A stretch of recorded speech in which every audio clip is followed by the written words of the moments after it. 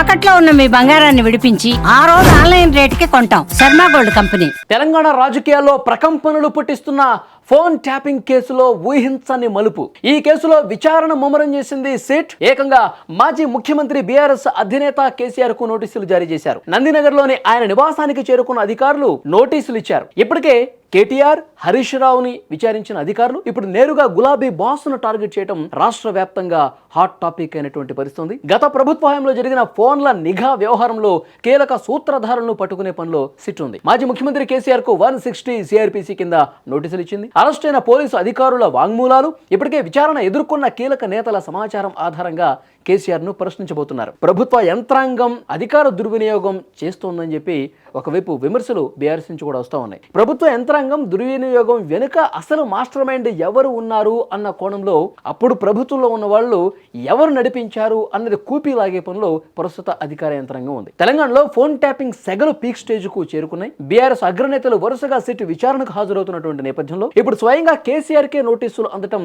దుమారం రేపుతోంది. విచారణ ఎక్కడ జరగాలి అన్నది కేసీఆర్ ఇష్టానికే వదిలేసినట్టు చెప్తున్నారు. దీనిపై బీఆర్ఎస్ శ్రేణులు ఎలా స్పందిస్తాయో చూడాల్సినటువంటి అవసరం ఉంది. కేటీఆర్, హరీష్ రావు, సంతోష్ రావు వీళ్ళని విచారించింది సిట్. వారి స్టేట్మెంట్ల ఆధారంగానే కేసీఆర్ను విచారించేందుకు రంగం సిద్ధమైంది.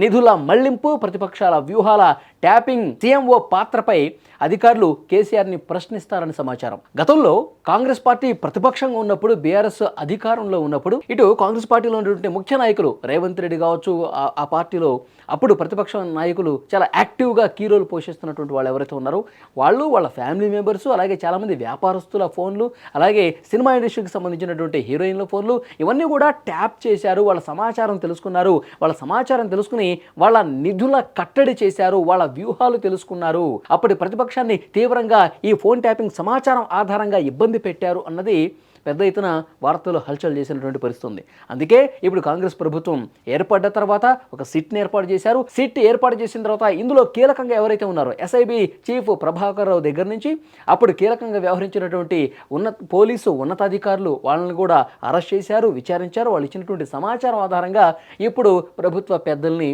గతంలో ప్రభుత్వంలో ఉన్నటువంటి పెద్దలు ఎవరైతే ఉన్నారో ఇప్పుడు బీఆర్ఎస్ సంబంధించినటువంటి ముఖ్య నాయకులు వాళ్ళందరినీ కూడా విచారిస్తున్నారు.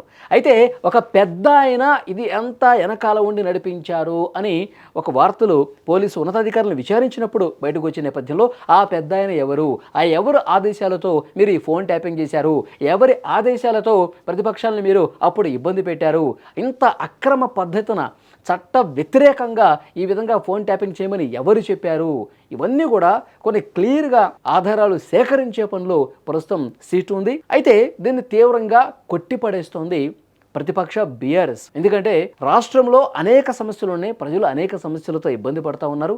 సో దాన్ని మళ్లించడం కోసం, పూర్తిగా ఆ వార్తల నుంచి మళ్లించడం కోసం ఈ విధంగా ఇలాంటి వ్యవహారాలన్నీ కూడా ప్రభుత్వం తెర మీదకు తీసుకొస్తుందంటూ బీఆర్ఎస్ నేతలు మాట్లాడుతున్నారు. విచారణ అయిపోయిన తర్వాత కేటీఆర్ ఏం మాట్లాడారో చూసాం, హరీష్ రావు కావచ్చు, వీళ్ళందరూ కూడా ఎలా స్పందించారో మనం చూసాం. ప్రభుత్వం పూర్తిగా పక్కదారి పట్టించడం కోసం ప్రజా సమస్యల్ని, ప్రతిపక్షాలను ఈ విధంగా ఇబ్బంది పెడుతుందని చెప్పి వాళ్ళు మాట్లాడుతూ ఉన్నారు. సో డెఫినెట్గా కేసీఆర్ని విచారించిన తర్వాత ఎలాంటి విషయాలు బయటకు వస్తాయి, సిట్ అంతిమంగా ఈ ఫోన్ ట్యాపింగ్ విషయంలో ఏం తెలుస్తుంది, గత ప్రభుత్వం బీఆర్ఎస్ ప్రభుత్వంలో ఉన్న పెద్దలు నిజంగానే ఫోన్ ట్యాపింగ్ చేశారని చెప్పి నిగ్గు తెలుస్తుందా, లేదంటే ఇదంతా ఒక రాజకీయ కుట్రలో భాగంగా జరిగింది అని చెప్పి బీఆర్ఎస్ చెప్తుందే నిజమవుతుందా, ఏం జరుగుతుందో చూడాల్సినటువంటి అవసరం.